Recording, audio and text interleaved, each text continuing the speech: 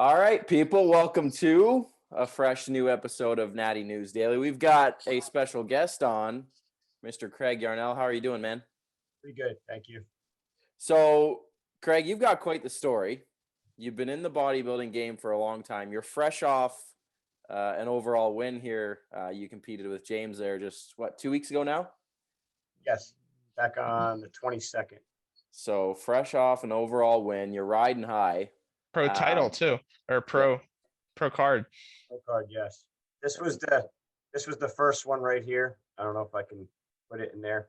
This was a WWF card back in 2004, 17 years ago. I was in grade 4 at the time. That was the Hercules in New York City. That's the IMBF, WMBF. And I was actually starting and doing shows before that with Eddie Hernandez used to run shows in New Jersey back in the late 90s. And I finished second place quite often there, doing my own prep, trying to take anything I could from bad magazines. That's what we had back then. Yep. And my first show was an NPC show. That was my last. And I did that back in 92 when I was 21. And I was like a giant in the bantam class, being 5'4". Yeah. Because one of you asked my height, and I was 5'4", and they were like all little tiny guys that were not quite my height, but the same weight. Yeah.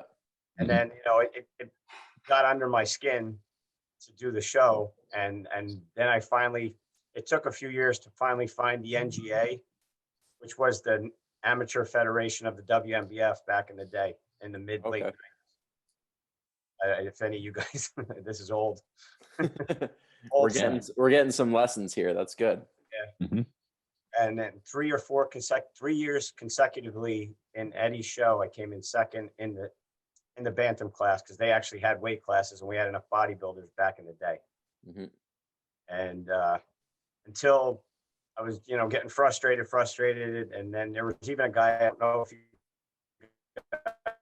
guys ever remember Fred DeMena. He was part of the WMBF back in the day. And he was telling me I was never going to get lean enough. That's what he thought every time he saw me on stage. He was one of the judges and was a professor at Adelphi on the island, in Long Island, I think. And I finally, 2002, I hired Dr. Joe Fonzeski, and it went from there to slowly winning my first short bantam class. And then eventually in the Hercules, I didn't win the overall there, but it was a super pro qualifier in 2004. It took me a couple times because you start wearing down, and I was doing 3 or 4 shows in 4 weeks trying to get my pro card. And then the Hercules was the big one, and I was toast. In the previous years when I tried to build up to that one, and it was too much. And so in 2004, that's the only thing I shot for. And there was like 11 in my class in the bantam, all under 150. Wow. It's a big bantam class. Back in the day, yeah. In each class, there were 5 classes back then. Wow. Each class had about 10 to 15 in it all the time. And especially when it's a super pro qualifier, because all you had to do is win your weight class. Right. And that's when I won it back in 2004. And then, I got my pro card there. I did one show in 2006. It was called the US Cup, and that was down in Georgia. Was that a WMBF Pro show or? Yeah, that was a WMBF Pro show, and that was down in where the Masters is. What's that town? Augusta. Yeah, Augusta. Yeah. Mm-hmm. And it was it wasn't great. I was up on stage with Dave Gooden, and I can't remember everybody else, but it wasn't a good day. And I think I might even place last in that show. Oh, wow. It was bad. And I got sick actually the morning of the show on my first meal. I don't know what happened. And I couldn't recover back from there, but it was a tough show. And that was my only pro show I've done in all the time. And then in 2007, this is when I tore both of my knees playing in a softball game. I tore both my bilateral patella tendon tear. and it was just where my feet were off the ground mid-flight, both off the ground, and they both just snapped simultaneously. It sounded like firecrackers going off in my head. Oh my God. Oof. And it wasn't even, they didn't even bend back. This was just running, and they just went. I didn't know what I did, but it was crazy.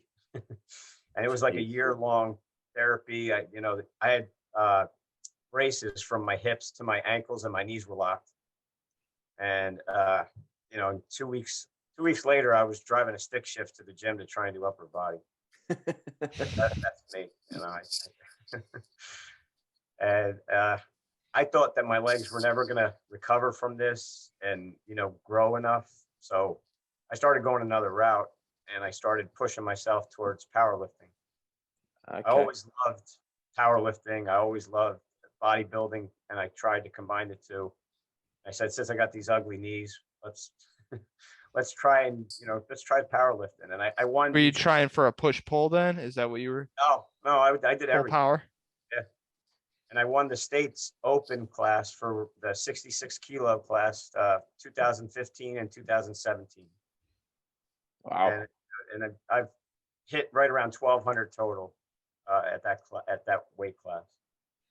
What were your best lifts? My squat was 501. My bench was 286 in competition, and then my squat was 425. So Wow. that's where they all went. Never all at the same time. Never all kind of line up nicely, but yeah. And then go ahead. I was just going to say that in itself is huge for people. I mean, from the rehab side of things, an injury like what you had on one side is pretty devastating, but to have it on both sides, most people are lucky to, get back to some sort of easy recreation like biking and walking and things like that without any compensation. And then there you go and set titles for, powerlifting, which is just remarkable. So, I mean, I think that's a credit to you for sure. That's not an easy feat by any means. Right. Yeah. And then in 2019, I finally decided to try and get back up on stage. And I did 2 OCB shows. The next thing I wanted to go for to me was the OCB Pro card. Which shows did you do in 19? 19, I did. There was one in Rhode Island. I don't remember what that one was. And I did the Cape Cod on top of that. And I finished second in both of those shows. Like I said, second's a reoccurring theme here. And so, and I said, all right, I got a Masters Pro card at the Cape Cod show. And I didn't take it because I wanted to work my Masters Pro card by getting the Open Pro card. I wanted to do it the difficult way. So I didn't like that. So I went back up and I said, okay, let's make another run again this year. And about 25 weeks ago, I started my diet just before Christmas. And there's about a 0.9 or so, not quite a pound per week over all the weeks. I went from 158 down to the morning of the show. I was 136.6 before I started eating, my food. That was because I had like 300 carbs on Friday. So it was starting, but it didn't really affect me too much in my weight. And then I just felt like I got better each class I went into. The Masters, and I looked okay there, I thought. And then the Open short, again, it got tighter. I don't know, just things started really coming together. And then even in the overall, when I was in the overall with that, I was going to ask you, because with all your history of a lot of seconds, you had to have looked at Carl and be like, because man, I got I hope this is not again. Well, you see, this was a thing too. 2 weeks previous, I did the Spirit of America, and I came in second in that one, which I thought I won. And so, I got upset at that, and I was like, "There's another second." And then I won the master. I thought I won the Masters, and I thought I won the short class. So then I went out and watched Heshy's group and Jay's group, and I was like, it was in between Heshy and Carl. Mm-hmm. And I was looking at both of them saying, I got no shot in hell. I'm like, I'm going to lose to either one of those guys. That's the way I saw it, So then with that mindset, I just said, I'm just going to go make this guy work. and I'm just going to have fun with it. And I kind of just let myself go and enjoy myself. And things things panned out okay, Mhm. I guess. Yeah, I completely agree. Like you definitely tightened up throughout that whole day. Everything looked good. Your posing was on. I mean, it was pretty fun to watch, really, in person. And I had a very similar feeling. Like when I had showed up, I actually tanned with Carl, and he like walked around the corner after getting his tan. I was just like, "Oh, son of a bitch! Like what? Like what is that?" So, and I already knew Hesh, so like in my head, it was like, all right, from even my class, like fighting for third was from the get go. But yeah, there was a lot of talent there. Yeah, so I mean, and you know, just to win an overall, that was my first overall ever. To have that happen is just, it's crazy. Now I've had lots of, on my team, I've had lots of competitors win overalls. I've had my fiance, she's won pro shows. She was in the background 2 seconds ago. She's an OCB pro. She came in second in the Yorton a couple years ago. And she's, yeah. So, I mean, I've prepped tons of people, and, you know, whether it's figure, mostly girls. I don't know. Just, she brings girls to me. That's what I end up getting. Guys are very tough to get. As far as I 96, 98% of my clients are females. And the two classes are either bikini or figure. Yep. That's Yeah, my roster Leroy, is yeah. quite similar that you say that. A lot of bikini. I'd say it's probably not, maybe it sounds like a little bit more skewed for you, but I'm probably about like 70-30% girls. It's interesting how you know, I would look at, you know, yourself, and, you know, I look at all of us here and think that would attract, you know, bodybuilders or aspiring bodybuilders, but nope, it's all bikini girls. It's the test thing that just gets in the way. You know how long, even when I was coming up like years ago, when I was when I was your guys' age, I was, you know, it was the test, you know, like the thing about keeping your weight. You know, it's like, just, I don't want to get any lighter. I don't want to get any lighter. And then Dr. Joe came and let go of the weight. Just get down and get lean enough. And it finally stuck. And, you know, that's what you have to get through to some people, because we always want to, I don't want to stay big. And it doesn't work out. Yeah. And then you'll hear from your 7 judges up front, and what are they going to tell you? You weren't lean enough. You weren't lean enough. You need 5-7 more pounds off of you. I mean, that's the number one thing you're going to hear from a judge as far as critique goes, no matter what. Yeah, especially in the amateur ranks. I mean, once you get to pro level, you kind of know what's expected. But definitely amateur. I feel like that's been my feedback every single time. And I knew it. You know, I knew looking at the guys, especially with my size. You know, I'm sure you can attest to it as well, Craig. Like, you're not going to outmass many people, but you can definitely outcondition them. Yeah. Which you did. Like, I don't even think, like, you know, we're all given a number of fat cells that we're born with, the whole fat cell theory. And I don't think I have that real tight, thin skin, you know? So my process is still hard to get down to that leanness, you know, and that's where I have to kind of work with what I have too. And that's why, and plus I'm 50 now. So you got to keep trying to do this at a slower rate and take your time with it, so that you're ready on time. Talk about your preps a little bit, Craig. How does the process usually go for you? You mentioned earlier, you know, you started this prep just for Christmas, 25 weeks. Do you've got to do, you know, extremely low calories, hard cardio? What's the process like? I'm a cardio hater. That's going to be the number one thing. And so I try and avoid that at all costs. And I'm rather take my food away than do cardio. That's the way I am. I'd rather not enter more catabolic things if I can help it. That's the way I look at cardio. And if I can lift my way through it and diet tight, I'd rather do that. So, you know, I keep my diet. My diet was around 185 protein, and it started around 150 carbs and gone down to about 75 at its lowest point. And my fat was around 50. Even at the lowest point, I went down to about 50. And my training too is more of a power building. I love using powerlifting movements. I do not take them out. They'll stay right to the bitter end. They'll get shittier, with the, with the amount of weight you can lift, you're just going to lose some of your strength, And then even today I was trying to bench and I put, 225 on there, and it's like 5 times. It's like half of what I can do right now. And I saw you on Instagram there. You use a lot of bands and stuff too. You get a little creative with that. Yeah, I like the way that you get, with the force curve relationship, and how you get toward the end of the movement is where you're strongest, and the bands work with that. So I like doing that to get that extra hard part at the end of the rep. So I throw in rep tempos. I try and use a lot of different ways, drop sets, supersets, but I keep the basics in there too. And I'll do powerlifting weeks, and then I'll do a variation of rep tempo. Like I have bodybuilding weeks that I call them, and then I have like powerlifting weeks too. And they mix through too, because I think they both have their benefit. I'm still under the and that goes for girls too. You don't train to a class. To me, your genetics take you where you're going to go.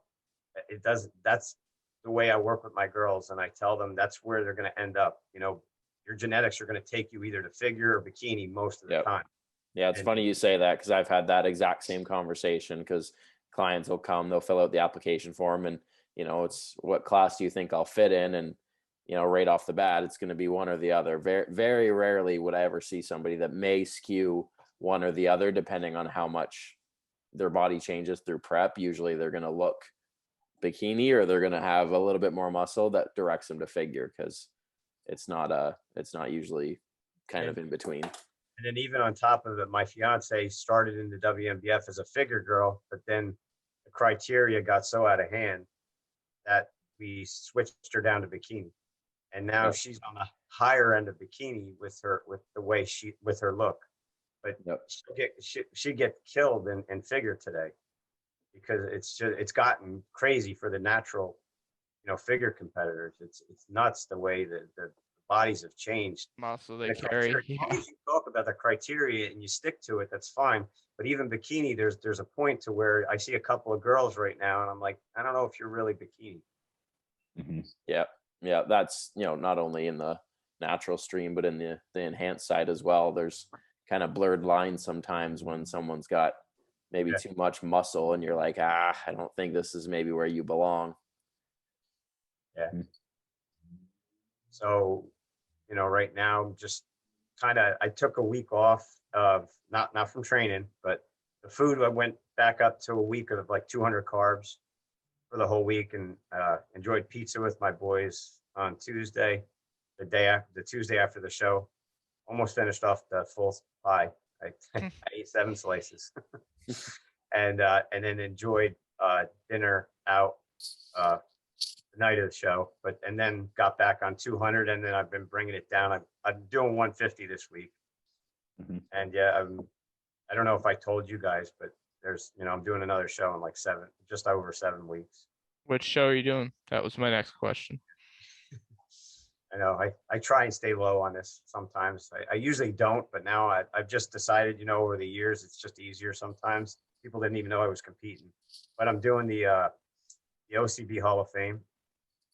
It's and I only get to compete against 40 and over, so it'll be a nice little fresh start that I only get to compete against the old guys.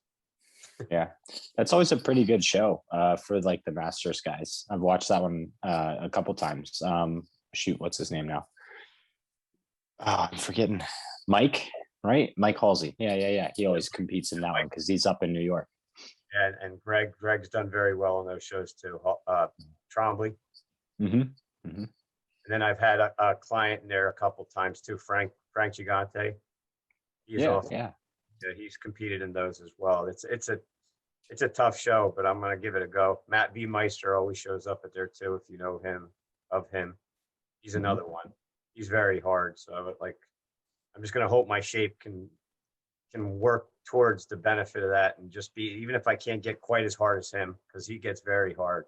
But I'm hoping my shape can carry me in that show, and see who shows up, because you never know that. You do never know. Yeah. Especially this year. That's what I'm finding. I feel like we're getting people kind of out of nowhere in some of these shows. Like the Pine Tree State that Hesh did before our show, it was a lot of really good talent, like 5 or, normally have 1 or 2 people that are okay. And like 2 people that are really good. Like they had a lineup of 7 people that was just all spot on. Our show had, 5, 6, 7 really good bodybuilders. Yeah. And Joe puts on really good shows. Joe Franco, the one that you did, James, too. And then Sully is very good with his shows around here. A lot of the East Coast people and the OCB shows do very well. Frank Meekins has done very well with his shows too. Down in Virginia, he was also running the OCB, the Big Apple in New York, and he's done very well with that. So, I like where the OCB is going right now. To me, it's the fairest of the natural bodybuilding feds that's big. The quality is still there in the WMBF. But to me, I love where the OCB is going. So, with the number of shows and what's that? With the number of shows and how they're running it, how they're judging criteria, Yeah, it's all like I feel like their judging is pretty spot on. I feel like they have numbers, like you said, so that's a quality. It's a quantity thing, but it's also, I think, like you just said, even at Joe's show, the quality of the bodybuilding was very good, and even the whole, there was 4. I think there was 4 open classes in bikini, and almost 10 in each one, so it was huge, and that's what I've seen with most of their OCB shows. You at least see 60 or above. And you hear that the saying that it's not always about quantity, it's about quality, but like you got to eventually start taking it off somewhere where the show starts to have some numbers. And I feel like that Matt's doing a good job with the OCB right now. And I've been to the the Yorton the last 2 years, 19, 18, and 17. I was at those 3 with clients. So, yeah, we might see Dan there this year. So, see, on you out. It's in Pittsburgh. It's right down the road for me. Better go. Yeah.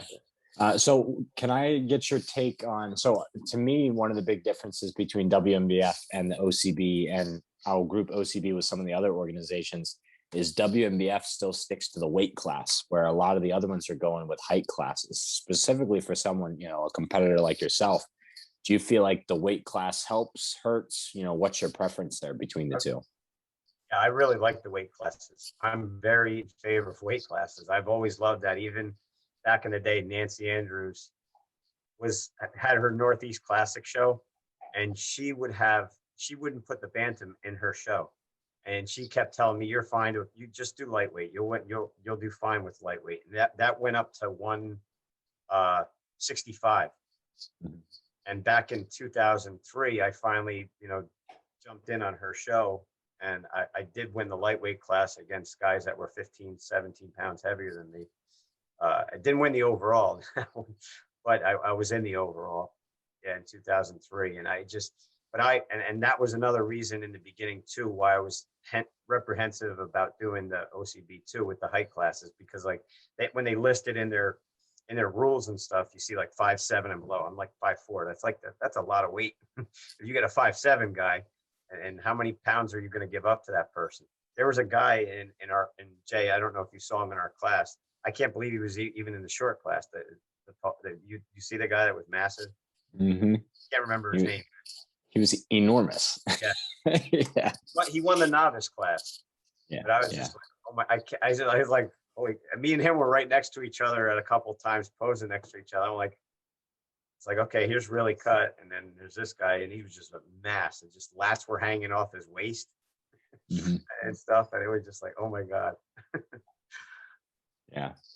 Yeah. I feel like I go the same way. That's one of the reasons that my next show is a WMBF show, because I feel like I'll be much more competitive, because I can just sneak into the top end of the lightweight class, where, in previous years I competed classic physique, which was tall and short. And then even this year in this show, I'm a tall competitor, but I don't have a large frame. So I'm always on the lighter side of any, I've, again, like you, competed against one of the guys in 2019 was 210 on stage or 205 or something like that, which is just crazy. I mean, he has 40 pounds on me and I got to stand next to him. And then, you know, I don't even know what Carl weighs, but he's got to have some mass on him as well. So yeah. He had to weigh me. He had to outweigh me by like 40 pounds or something like that, at least. I don't know. I don't know what it was. Yeah. And like you just said too, that the class that you're towing, the limit is 165. Yeah. Lightweight for INBF, you know, the amateur side is 165. And I think it drops down in the pro stages to something a little lighter. Yeah. I think about 60, I think, is where they cut that off to 60 to 80 and then 80 above. I think that's what they do. But then you see with that too, even sometimes with bikini competitors, once you start putting limits on height classes, you can end up with a full class and not so full class. I think sometimes when you do that stuff, even in the pros, once you get their weights or something, you know, you can start saying, okay, then you line them up, even bikini height. Line up all your bikini competitors out of their heels and then say, okay, you got 3 classes, you know, you just line them up accordingly to their height, because sometimes they don't say the truth or give an inch or so on their application. And then it's like, why is that person in this class? You know, it doesn't, they look like they should be in tall. They're like towering over everybody else. Like, you lie. Usually it's the guys that lie about their height, I thought. That is true. Some people lie on their driver's license about where their height is. What's left for you to accomplish in this bodybuilding game? You're 50. You've got the WNBF card. You got the OCB card. What's left on your list? I'd like to see how I can do with this Masters Pro show coming up, and possibly win a Masters Pro show if I can. You know, that's, once you get to the pros, placing top 3 would be great. You know, I'm still going for winning. And we all, you know, if you're competitive enough, that's what you want to do. You're aiming to win. You know, it doesn't matter who's there.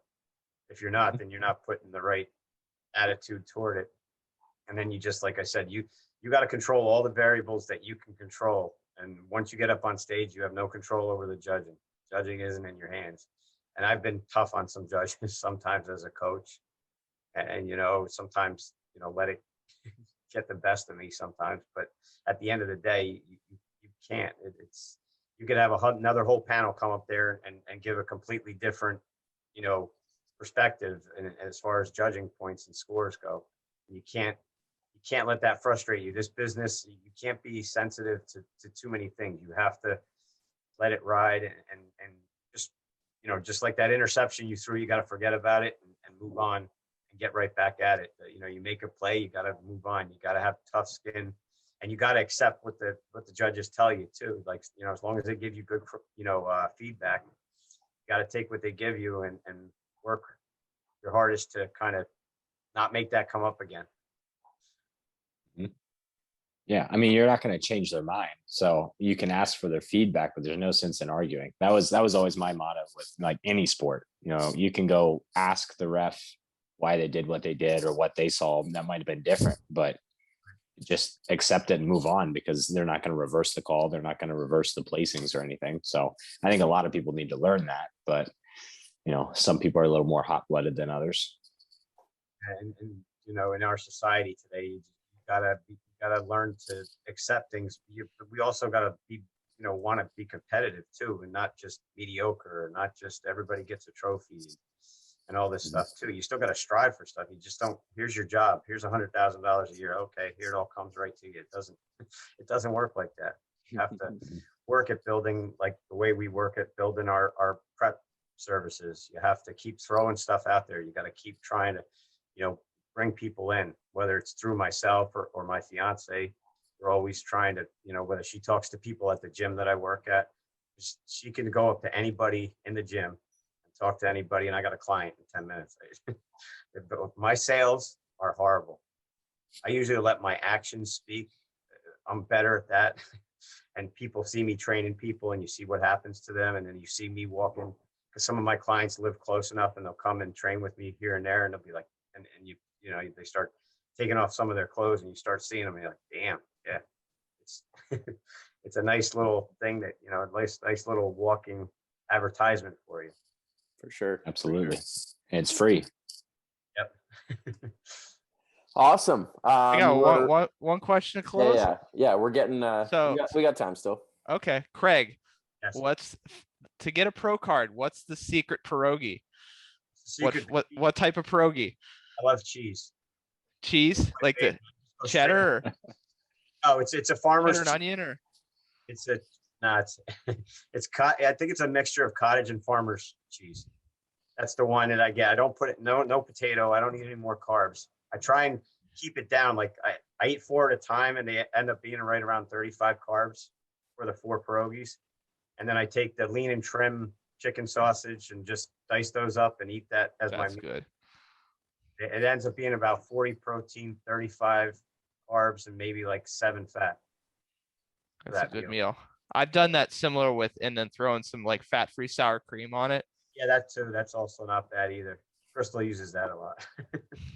I'm You guys not are making James hungry. I am. I'm very hungry. But it'll be worth it. Awesome. Well, thank you, man, for coming on. Where can people find you if they want to inquire about coaching or anything like that? My Instagram is Team Synergy and Science, and then I'm just listed on Facebook as Craig Yarnall, Yarnall, and yeah, I'm out there. And then our our web page is rightsandweights.com. I'm getting stuff from the back behind me. rightsandweights.com, and that has our Crystal's opposing coach on there, and then our prep that I do on there as well. It's just me and her on the team so far. We haven't gone that far with the team as far as adding anybody else. Yep. Awesome, man. Well, we appreciate you coming on, and we look forward to seeing this this Masters, couple weeks. It's gonna be good. Mm-hmm. Yeah. Coming up July 24th. July 24th. All right, man. Well, thank you again for coming on. If everybody watching enjoyed the episode, please give it a like. Be sure to follow him on Instagram and all that good stuff. And we'll see you guys in the next episode. All right. Thank you, guys. Have a good Thank night. you, man.